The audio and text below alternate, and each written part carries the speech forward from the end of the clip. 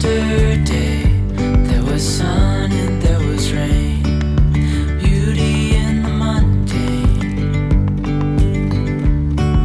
And as the light startled our eyes, we let go of disguise.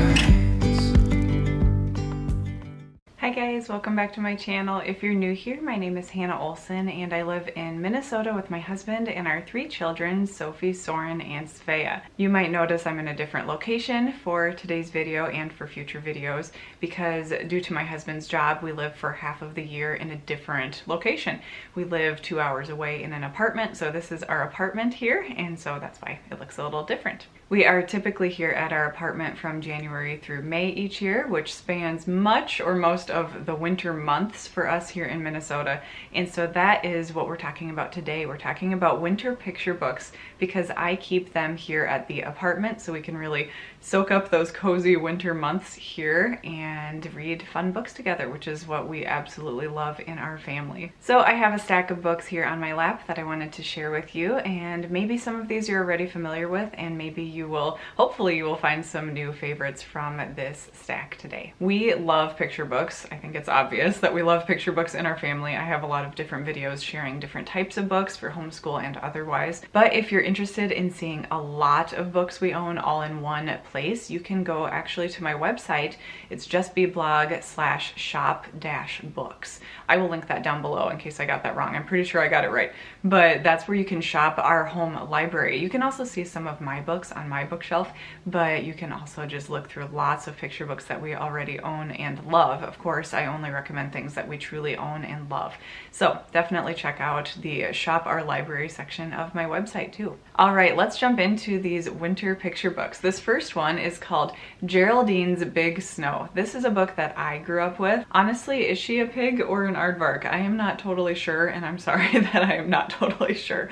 But Geraldine's Big Snow is a really sweet story of a little girl basically who is waiting and waiting because a big snow is predicted to come, and the weatherman said that it is supposed to snow and it's just not coming, and eventually it comes. But she gets to see her neighbors preparing in different ways for the snow, like preparing items to read or things to cook, all sorts of ways to prepare for a big snowstorm. So that's perfect for us here in Minnesota, and it is a really cute story. I never want to miss an opportunity to recommend Mr. Putter and Tabby books. So this one is called Mr. Putter and Tabby Hit the Slope.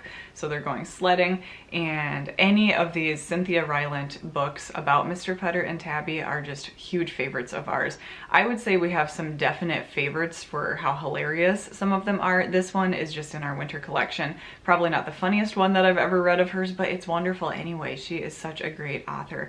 And yes, definitely check out Mr. Putter and Tabby books. This is a perfect one to read in the winter time.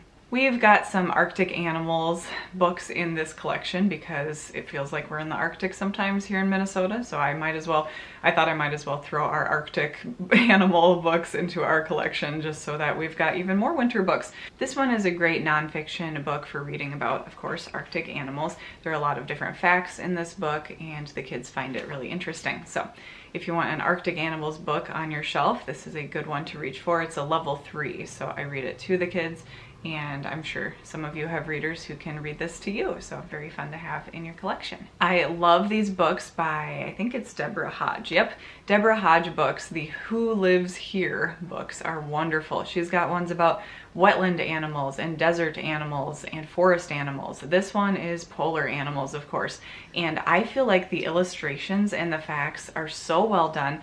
The vocabulary level is perfect for teaching kids some new vocabulary and just explaining concepts. I'm trying to lean here, but explaining concepts about these adaptations that different Arctic and polar creatures have. I love Deborah Hodge books, so definitely look for Deborah Hodge books to add to your own collection. This is a very simple polar animals book. It's a level 1 reader, so it's more for maybe preschool. You can see there's just a few words on each page, and it says, "Grr, yes, I'm a polar bear." So that kind of vocabulary, but it's cute and it's got really good pictures. So we definitely like having books like this in our wintertime collection. This one is super cute. It's called Snuggle Down Deep, and it's got a good rhythmic rhyming sort of cadence to it. Pretty much every page has this little poem that says, Curled up, nose to nose and cheek to cheek, they nuzzle down, snuggle down deep. It's just about hibernation and different animals and how they're all curled up pretty much and snuggled down deep. This is one of our favorites, I would say, from this wintertime collection. This one is called Who's That? Arctic Animals. It's kind of a lift-a-flap book. The flaps lift out, or they fold out from the right side, and you pretty much are just guessing. It's pretty simplistic language, and you're just guessing what each of these different Arctic animals are. Animals in Winter is a great one. This is a let's read and find out science book, and it has really pretty illustrations and then little extra facts about animals. Oops, you can't really see the animal here, but it is a really sweet one to have on hand. And of course, it's talking about animals in winter, so it's perfect for this time of year. This is a very pretty book. It's called Winter Sleep, a hibernation story, and it's about a little boy who, it's not so much about the little boy, but it's about a little boy who goes and walks outside with his grandma and looks for all the things that animals and the trees do in wintertime. And he remembers in the summertime visiting this special glade with his grandma, and nothing looks the same anymore, but she really explains to him what each of the creatures are doing during the winter time. This book also has a very detailed section in the back here explaining what different creatures like mammals and insects do during the winter. So you've got kind of the sweet story at the front half of the book, and then the latter part of the book gets into more of the nonfiction information and facts. So this is a really pretty book and also very informative.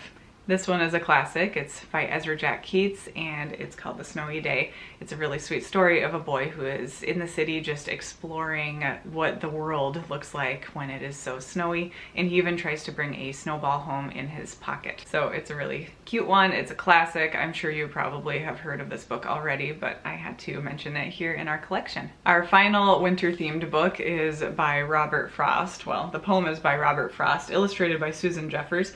It's called Stopping by Woods on a Snowy Evening, and this is that famous poem, very peaceful and pretty, and I love the illustrations in this. It is mostly black and white. The man in this has like a colored coat, but it's mostly a black and white kind of sketches, and that just really lends to this feel of such a peaceful snowy woods, of course, and what a peaceful scene it is. And so this is a fun poem to expose our kids to, and I love that it has compelling illustrations too.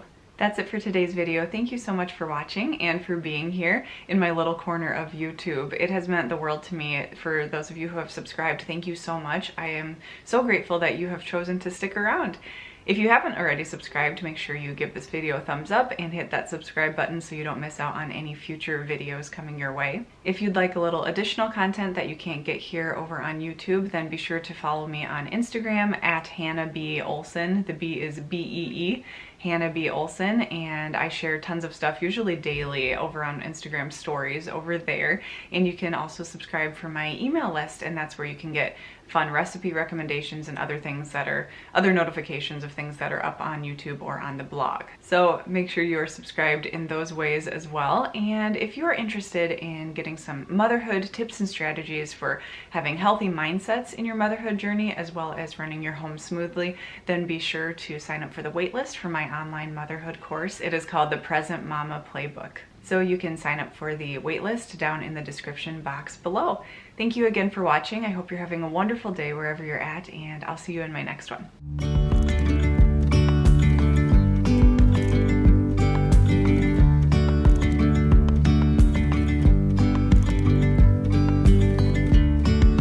Yesterday